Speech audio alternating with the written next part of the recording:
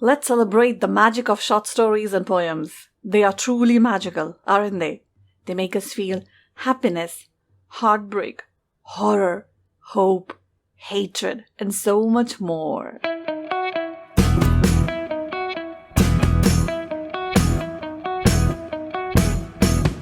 Namaste, people. Welcome to Shweta's Basket, a weekly stories and poems podcast, and I'm your host, Shweta Singh.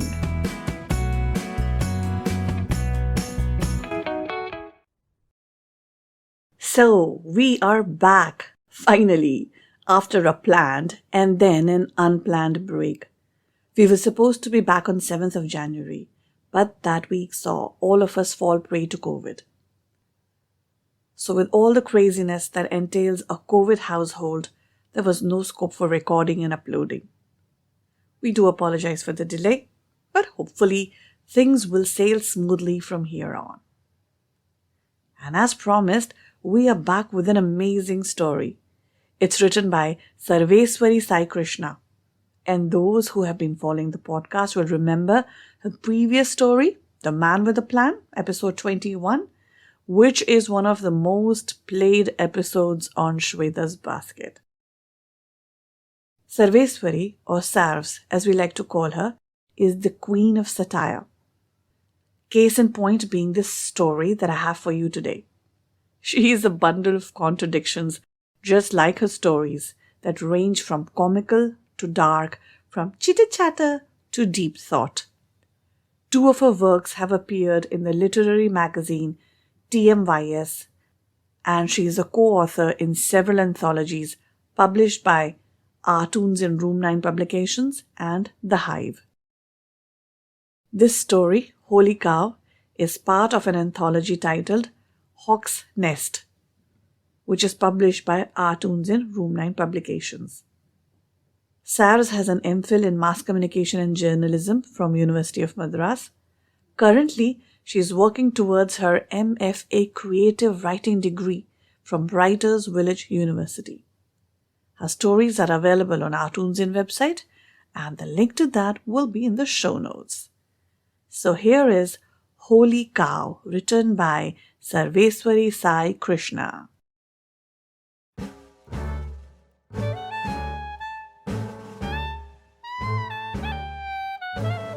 Once upon a time, there was a good farmer who lived with his good wife.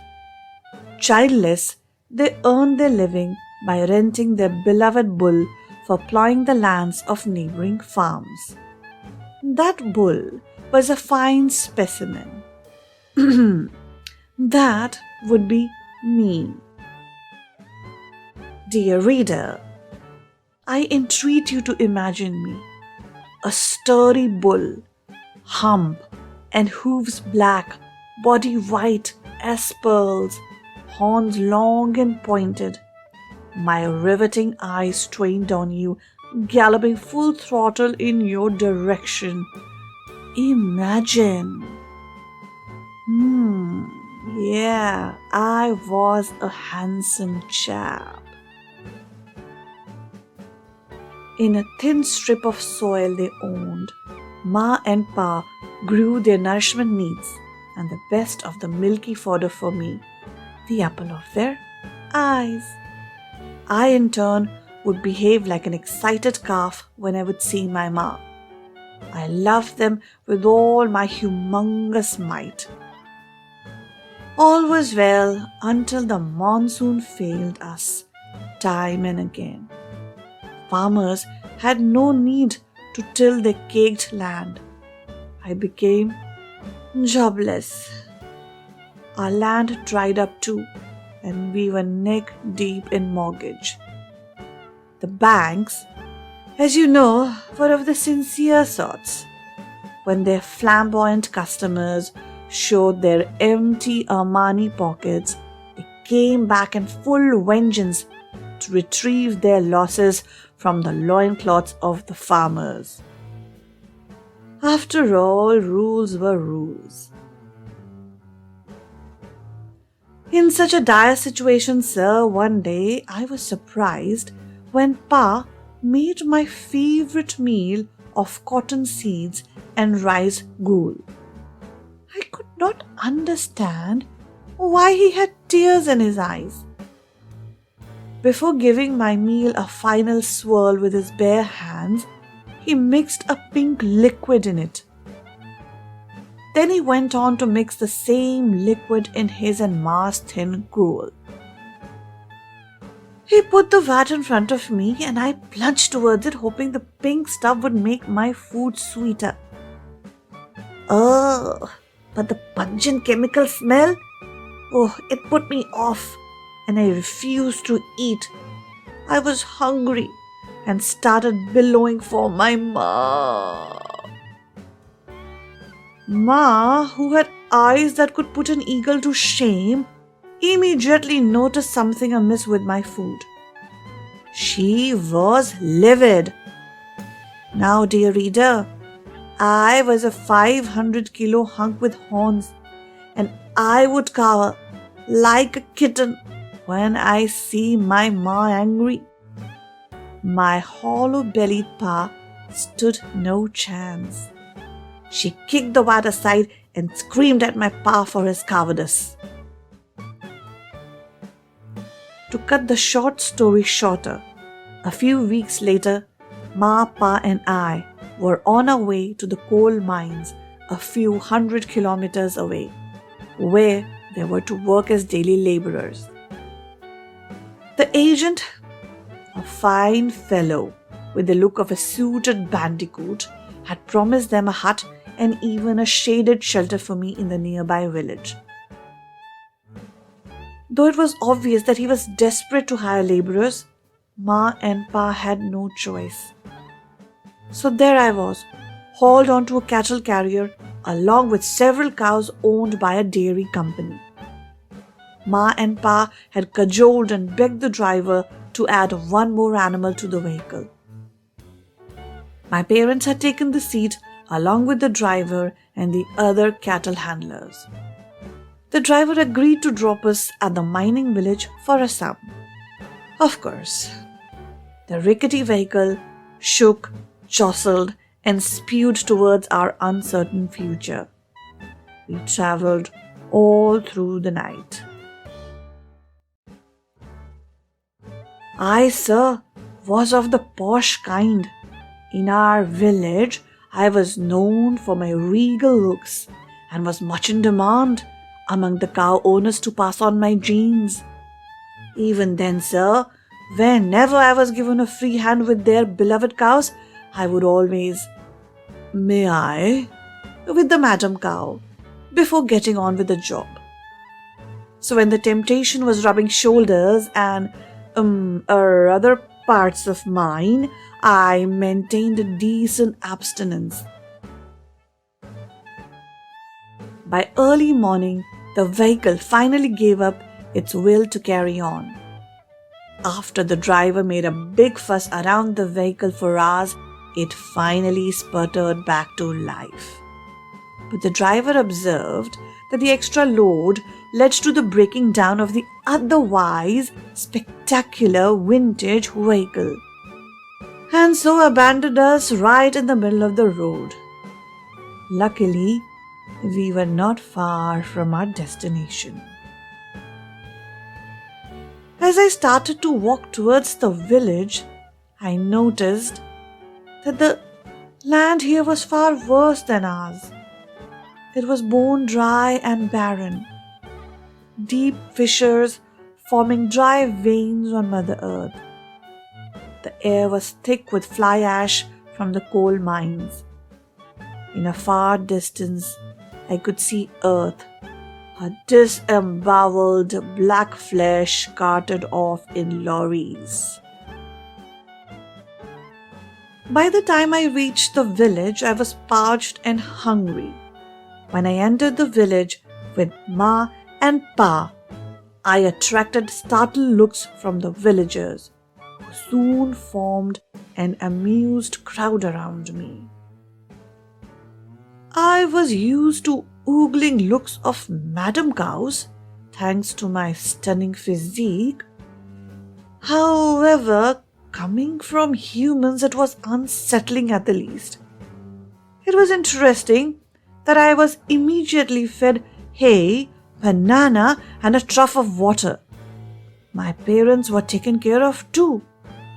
The village seemed festive. Lights hanging from the lifeless branches and poles on either side of the mud road festooned. Nevertheless, the mood was one of apprehension. I soon found out why. The rain gods had been completely ignoring the village and the surrounding area for several years now. The local MLA, who was rumored to have an interest in the coal mine, was truly aghast. After clearing a few hectares of the forest, he had toiled very hard, disregarding a law here and murdering a few there in order to establish this mine. However, the gods, whom the MLA reverently prayed to and had paid obeisance at the start of the project, had other ideas. The monsoon, which had been quite punctual until then, began to miss its appointments. Gradually, the land became so sun-scorched that even laborers in the mines were reluctant to live in this arid area. While the MLA pondered over the matter in his air-conditioned office, a brilliant algebraic calculation crossed his mind. If X were the rains and Y were the frogs, he observed how X always increased Y. So, if X increased Y, then converse should hold water. To put in layman terms, if the number of frogs increased, that would proportionately increase the chance of rains. Amidst the thunderous clapping of the civil servants, the MLA promised to implement the policy right away. Now, what better way to do it than joining two amorous amphibians in holy matrimony?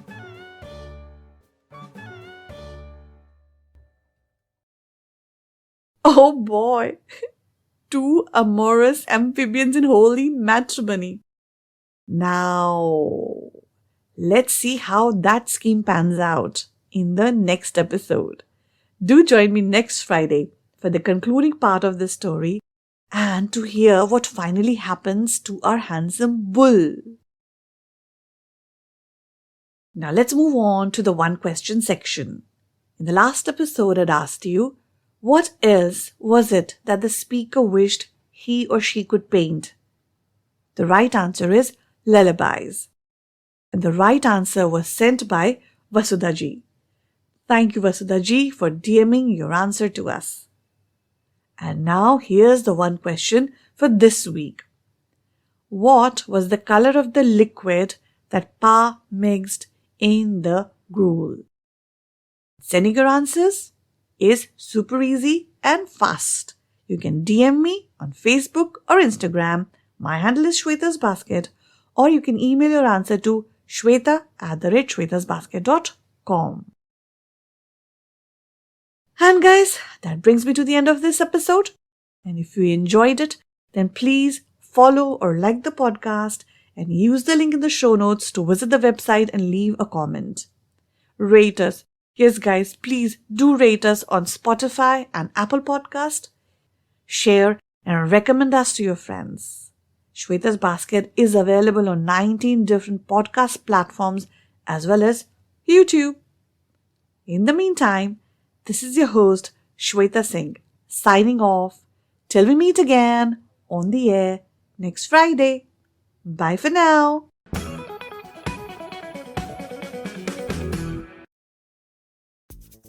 Do you want to have a website of your own?